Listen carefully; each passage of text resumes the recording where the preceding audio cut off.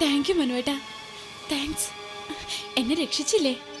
മരിച്ചാലും ഇത് ഞാൻ മറക്കില്ല. ആ മതി മതി, എനിക്ക് മാത്രം താങ്ക്സ് പറഞ്ഞാൽ പോരാ, ആ ഫോട്ടോഗ്രാഫർക്കും കൊടുക്കണം താങ്ക്സ്. പിന്നെ അതിലൊക്കെ ഉപരി അവൻ എൻ്റെ കൂട്ടുകാരനാവാൻ സഹായിച്ച ദൈവത്തിന്. എല്ലാവരോടും നന്ദിയുണ്ട്. എനിക്ക് എൻ്റെ ജീവിതമല്ലേ തിരിച്ചു തന്നത്. ഭാഗ്യം ഇപ്പം ജയയുടെ കൂടെയാണ്. പക്ഷേ അതെന്നും ഉണ്ടാവുമെന്ന് കരുതരുത്. ഞാൻ പറയുന്നത് ഇതുപോലൊരു സിറ്റുവേഷനെ അതിജീവിക്കാൻ എന്നും കഴിയണമെന്നില്ല. എനിക്കറിയാം, ഇതൊക്കെ ഞാൻ തന്നെ വരുത്തി വെച്ചതാ.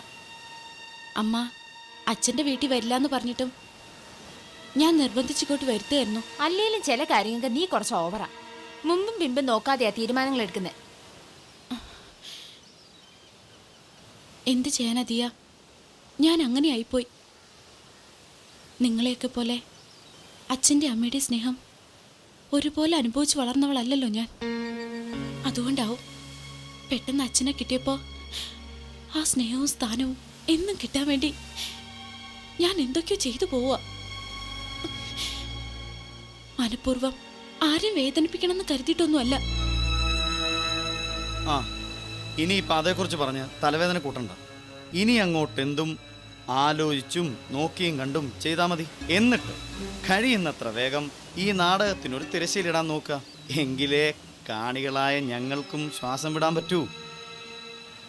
ഡ്രാമയുടെ ത്രില്ലിൽ വീർപ്പടക്കി നിൽക്കിയല്ല ഞങ്ങള്, അല്ലടോ?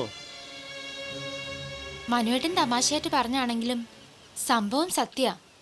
ഈ ആൾമാറാട്ടം എത്ര നീണ്ടു പോകുന്നുവോ അത്രയും കടുത്ത സ്ഫോടനമായിരിക്കും അത് പൊളിയുമ്പോൾ എല്ലാവരും അനുഭവിക്കാൻ പോകുന്നത്. എന്തായാലും അച്ഛൻ ആൻറ്റിയെ തനിച്ചാക്കി വന്നത് എന്നെ ഓർത്തിട്ട് മാത്രാ. ഇനി 5 ദിവസം കൂടി കഴിഞ്ഞാലേ ആൻറ്റി തിരിച്ചു വരൂ. അതിനിടയിൽ ഞാൻ തന്നെ പറയും അച്ഛനോട് എല്ലാ സത്യങ്ങളും.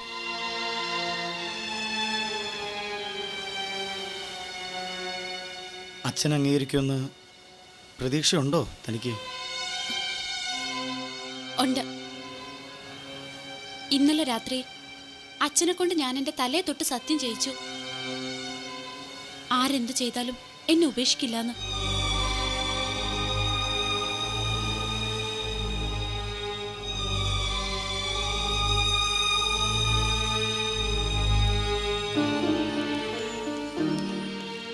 അല്ല ജയ, ഞാനൊരു സംശയം ചോദിക്കട്ടെ?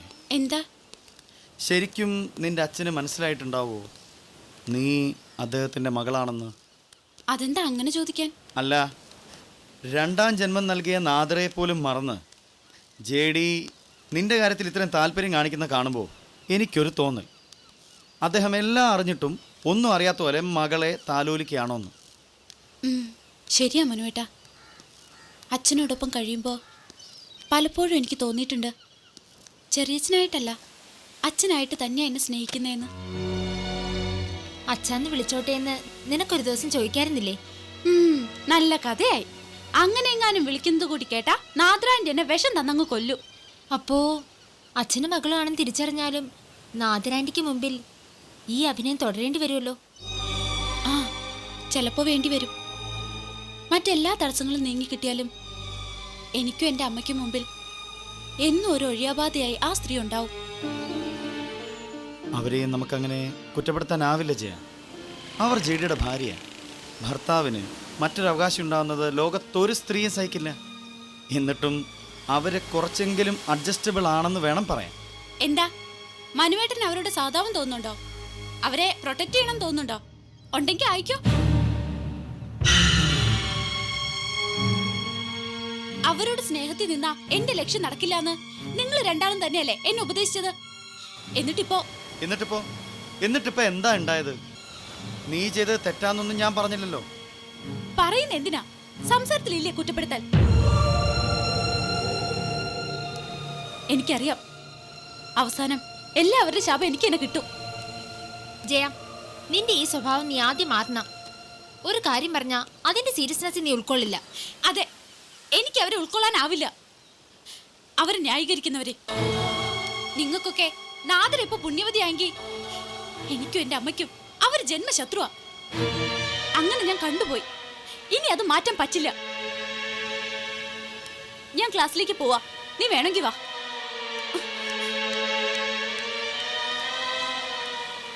സാരാക്കണ്ട. അവളുടെ മനസ്സിൽ നാദരയെ ദ്രോഹിക്കേണ്ടി വരുന്നതിൻ്റെ കുറ്റബോധ. അതാ ഈ ഇറിറ്റേഷൻ.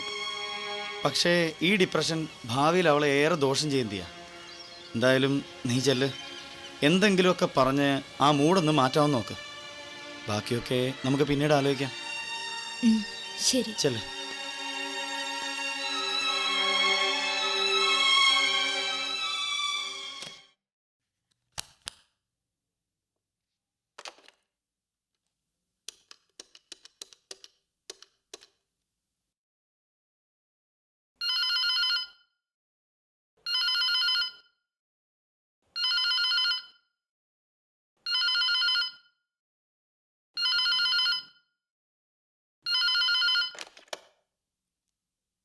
ഹലോ, ഞാൻ ആതിരയാണ്. ഫോണൊന്ന് ജെഡിക്ക് കൊടുക്ക.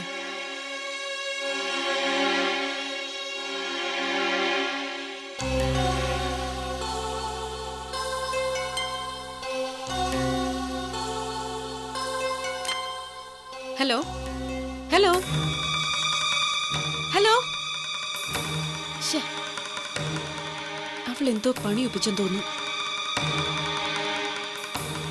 ഇതിങ്ങനെ വിട്ടാൽ ശരിയാവില്ല. ഒന്നുകിൽ അവള്, അല്ലെങ്കിൽ ഞാൻ.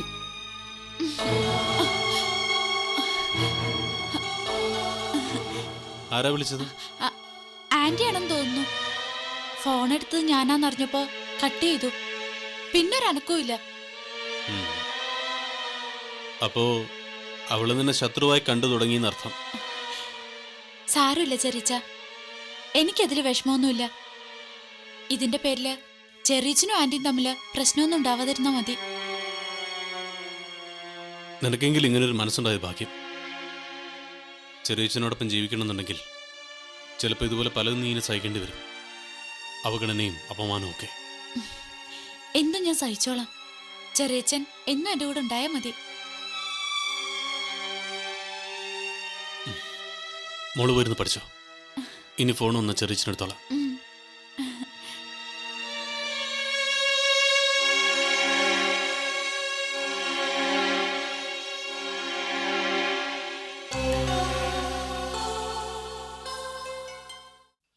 അമ്മാമ്മോ, അമ്മാമ്മേ, എന്തോ എവിടുന്ന ശബ്ദം കേൾക്കുന്നത്? ഇവിടെ ആഹാ, അവിടെ കണ്ടു പോയി നിൽക്കുകയായിരുന്നു.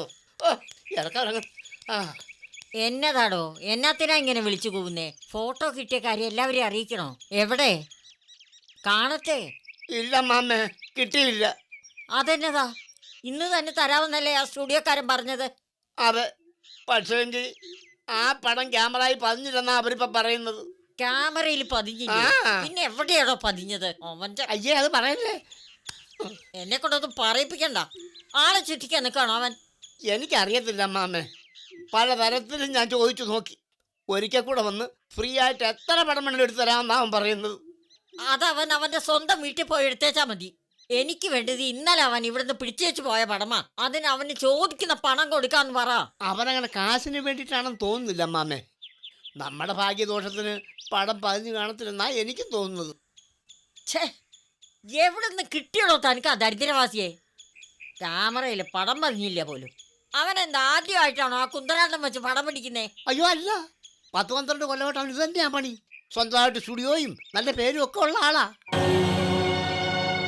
ഓഹോ, എങ്കിൽ ഇതിലെന്തോ ചതി നടന്നിട്ടുണ്ട്. നമ്മളെക്കാൾ ഒരു മുഴം മുമ്പേ അവൾ മാറി ചിന്തിച്ചിരിക്കും. താൻ ആ ഫോൺ എടുത്ത് റോക്കിയെ വിളിക്കണോ? പടം പതിയാഞ്ഞിട്ടാണോ അതോ അവൻ നമ്മളെ പറ്റിച്ചതാണെന്ന് റോക്കി ചെന്ന് ചോദിക്കട്ടെ. ആരാടാ ഈ ദിലീപ്? എന്താ മറിയം കോശിയുടെ വീട്ടിൽ വന്നെടുത്ത ഫോട്ടോസ് എവറാ? അത് അതിന്റെ ആളൊന്ന് കൊണ്ടുപോയല്ലോ. എന്നിട്ട് അവിടെ കിട്ടിയില്ലെന്നാണല്ലോടാ പറഞ്ഞത്. എന്റെ ചേട്ടാ, എന്റെ സ്റ്റുഡിയോയുടെ പേരിൽ ഞാൻ ചെന്നെടുത്ത ഫോട്ടോസ് ഞാൻ എന്തിനാ പാർട്ടിക്ക് കൊടുക്കാതിരിക്കുന്നേ?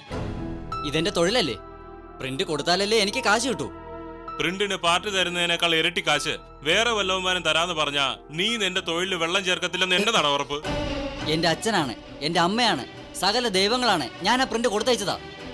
ഇതിലപ്പുറം എന്റെ മനസ്സ് കുത്തി തുറന്ന് കാണിക്കാനൊന്നും പറ്റില്ല. ഏയ്, അതൊന്നും പറ്റുകയല്ല. എന്നതാന്ന് വെച്ചാ മനസ്സുകൊണ്ടല്ലോ ഫോട്ടോ എടുക്കുന്നത്. ക്യാമറ കൊണ്ടല്ലയോ. അതുകൊണ്ട് ഇതുപോലെ വേറെ ഉണ്ടെങ്കിൽ മോർണിംഗ് എടുത്തോ. ഞാൻ അതൊക്കെ ഒന്ന് കുത്തി തുറന്നോ തല്ലിപ്പൊളിച്ചോ ഒക്കെ നോക്കിക്കോളാം. അയ്യോ ചേട്ടാ, ചതിക്കല്ലേ. 10,000-10,000 മുതലാ എന്റെ ചോറും. ആ അതാണ്. പിന്നെ എന്നാത്തിനാടാ മോനെ ചോറിൽ മണ്ണ് വാരിയിടുന്ന പരിപാടി ചെയ്യുന്നേ? ഇപ്പോഴെങ്കിലും സത്യം പറഞ്ഞാൽ നിനക്ക് രക്ഷപ്പെടാം. ഇല്ലെങ്കിൽ അയ്യോ വേണ്ട വേണ്ട ചേട്ടാ, ഞാൻ മനസ്സിൽ പോലും വിചാരിക്കാത്ത കാര്യ. ഒരു കൂട്ടുകാരൻ വന്നെന്നെ പെടുത്തിയതാ. അങ്ങനെ വഴിക്ക് വാ. ഞാൻ നിരപരാധിയാ, എന്നെ ഇതിൽ പെടുത്തരുത്. ശരി, നീ കാര്യം പറ. ഫോട്ടോസ് കൊണ്ടുപോയതിനെ കിട്ടിയാ നിന്നെ ഞാൻ വിട്ടേക്കാം. ഏതവനാടാ നിന്റെ കയ്യിൽ നിന്ന് ഫോട്ടോ വാങ്ങിയത്? അത് മനു, എൻ്റെ ഒരു പഴയ കൂട്ടുകാരനാ, ന്യൂസിലാൻഡ് റിപ്പോർട്ടറാ. News line Manu.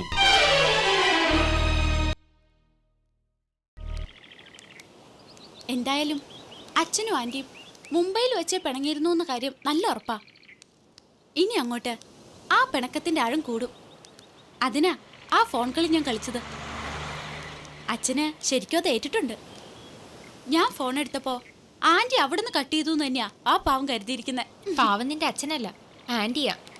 അത് പറഞ്ഞാ നിനക്ക് ദേഷ്യം വരും. അല്ലെങ്കിൽ ഞാൻ പറഞ്ഞേനെ. നീ പറഞ്ഞോ, എനിക്കൊരു ചുക്കുമില്ല. ഇന്നലെ ഞാൻ ചൂടായത് മനുവായിട്ട് പെട്ടെന്ന് അങ്ങനെ പറഞ്ഞോണ്ടാ. ഇപ്പോ ഞാൻ ശരിക്കും തീരുമാനിച്ചുറച്ചിരിക്കുക.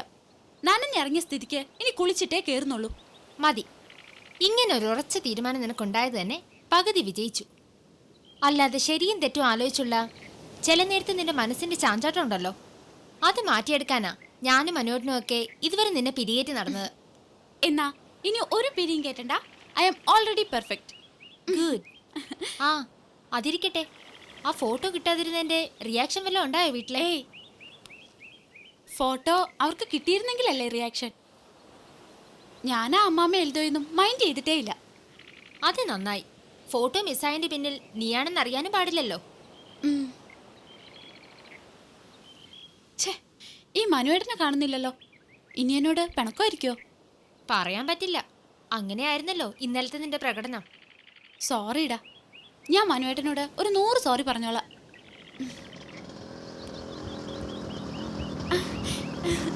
ആളെത്തി.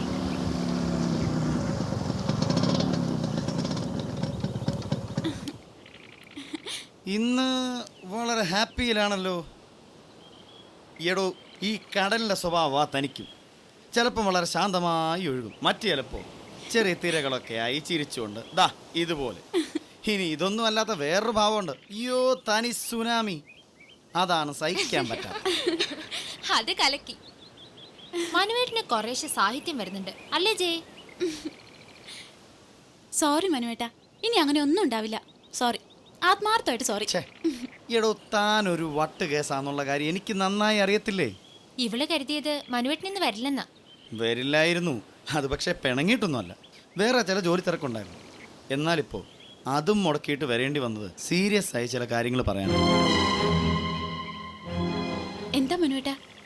അല്ല, ആരാ ഈ റോക്കി? അത് നാദരാൻ്റെ അങ്കിളാ, അമ്മാമ്മയുടെ മോൻ. അവരെ കാണാൻ അവൻ അവിടെ വന്നു എന്ന് അച്ഛൻ പറഞ്ഞു. ആളൊരു ക്രിമിനൽ ആയതുകൊണ്ട് സൂക്ഷിക്കണമെന്നും പറഞ്ഞു. എന്താ മനുവേട്ട കാര്യം? ആ കക്ഷി നമുക്കൊരു ഭാരയാവും. ഇന്ന് അയാൾ ദിലീപിന്റെ സ്റ്റുഡിയോ കയറി ചെന്ന് ചില കുഴപ്പങ്ങളൊക്കെ ഉണ്ടാക്കി. ആ ഫോട്ടോ കൊടുക്കണമെന്ന് പറഞ്ഞു. എന്റെ ഈശ്വര, അയാൾ അമ്മാമ്മ അയച്ചതാവും. എന്നിട്ട് എന്തായി? ഫോട്ടോഗ്രാഫർ സത്യം മുഴുവൻ പറഞ്ഞോ? അവന് വേറെ വഴിയുണ്ടായിരുന്നില്ല. ഒരു സ്ഥാപനം നടത്തുന്നതല്ലേ, കൂടുതൽ കുഴപ്പങ്ങൾക്ക് നിന്ന് ജോലിയെ ബാധിക്കണ്ടെന്ന് കരുതി ഫോട്ടോ കൊണ്ടുപോയത് ഞാനാന്ന് അവൻ സമ്മതിച്ചു. അയ്യോ, ഇനിയിപ്പോ എന്ത് ചെയ്യും മനുവേട്ട? ആ റോക്കി ഒരു ദുഷ്ടനാ. സ്വന്തം അമ്മച്ചിയെ പോലും മുമ്പ് അവൻ ദ്രോഹിക്കാറുണ്ടെന്നാ കേട്ടത്. സാരില്ല, അവൻ ചോദിക്കാൻ വന്നാലല്ലേ, അത് ഞാൻ മാനേജ് ചെയ്തോളാം. ജയ അവനെ ഒന്ന് കരുതിയിരിക്കണമെന്ന് പറയാനാ ഞാനിപ്പോൾ വന്നത്.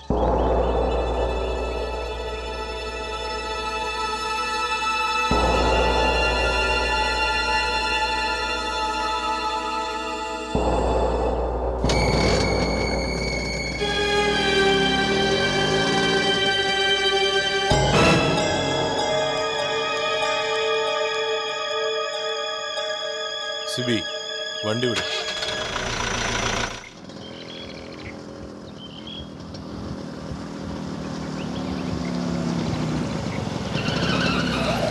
എടോ എവിടെ നോക്കിയാ വണ്ടി ഓടിക്കുന്നത്?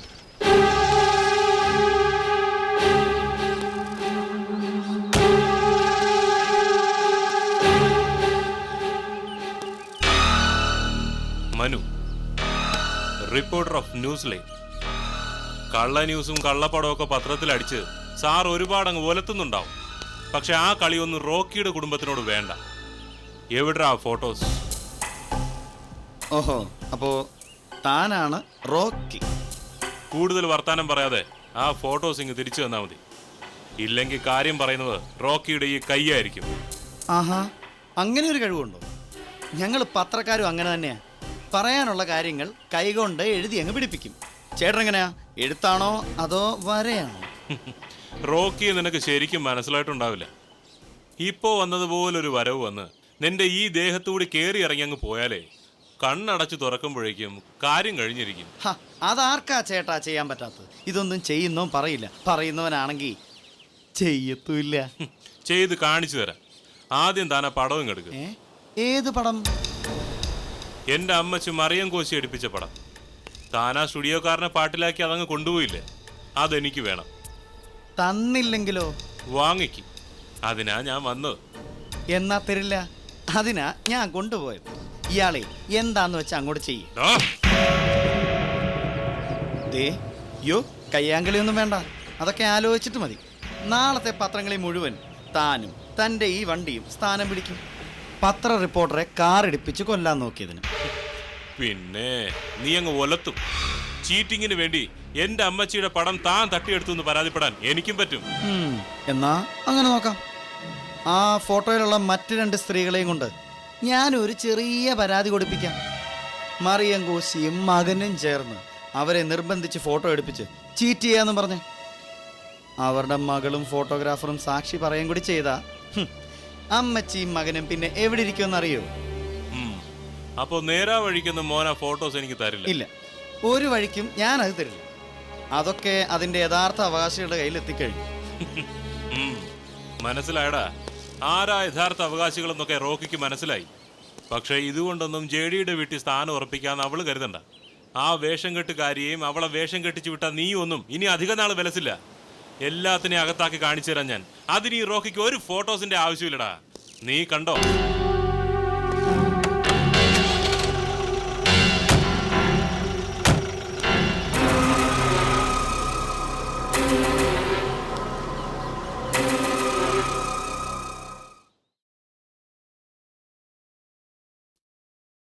റോക്കിച്ചയ,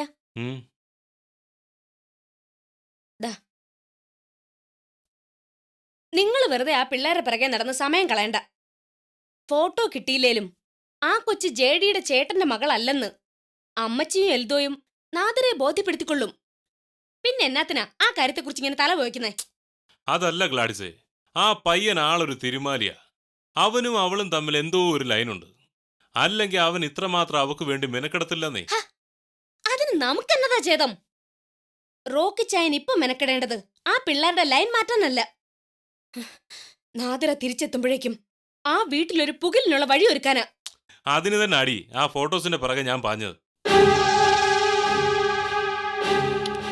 അത് വെച്ചൊരു കളി കളിക്കായിരുന്നു. പക്ഷെ അവൻ അതില്ലാതാക്കി. അപ്പൊ പിന്നെ അവനെ എനിക്ക് വെറുതെ വിടാൻ പറ്റൂടി. എന്നിട്ടിപ്പൊ നിങ്ങൾ അവനെ എന്തോ ചെയ്തു? ആ കൊച്ചൻ തിരിച്ചു കോർക്കാൻ നിന്നപ്പോ പാലും മടക്കി ഇനി തിരിച്ചു പോരേണ്ടി വന്നില്ലയോ? അതാടി റോക്കിയുടെ ഒരു രീതി. ഒന്ന് തൊടുത്തു വെച്ചേച്ചിങ്ങ് പോരും. അതോടെ അവന്റെ ശനി ദശയാ. മതി നിങ്ങളുടെ ഒരു വീരവാദം. ആ നേരത്തിനെ ബുദ്ധി ഉപയോഗിച്ച് വല്ലതും നേടാൻ നോക്ക്. അല്ല, ആ ഗീത ഇപ്പൊ എവിടെയുണ്ടെന്ന് അന്വേഷിക്കാൻ പറഞ്ഞിട്ട് അത് വല്ലതും ചെയ്തോ നിങ്ങള്? ഏതാണ്ടൊരു സൂചനയൊക്കെ കിട്ടിയിട്ടുണ്ട്. ഞാനിപ്പോ അങ്ങോട്ട് പുറപ്പെടുവാ. ഭാഗ്യം. എത്രയും വേഗം ഭർത്താവിനെ തിരിച്ചു കിട്ടണമെന്ന ആവശ്യവുമായി അവളെ ജെഡിയുടെ വീട്ടിൽ എത്തിക്കാൻ പറ്റിയ നമ്മൾ ജയിച്ചു.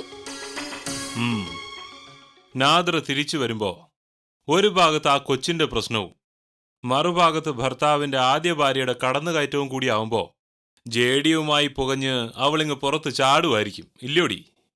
അതെ ഇച്ചായ, അമ്മച്ചിയും കൂടി പാട്ടിലാക്കിയ ഇച്ചായൻ അവളെ ആ വീട്ടിൽ നിന്നിറക്കി നമ്മുടെ ഈ വീട്ടിൽ തന്നെ എത്തിക്കാൻ പറ്റും. പിന്നീടുള്ള കാര്യം ഈ ഗ്ലാഡ്സ് ഏറ്റിച്ചായ. നീ എനിക്ക് പറ്റിയ പെണ്ണ് തന്നെ അടി. അപ്പോ ഞാൻ പോയേച്ചും വരാം. ശരി.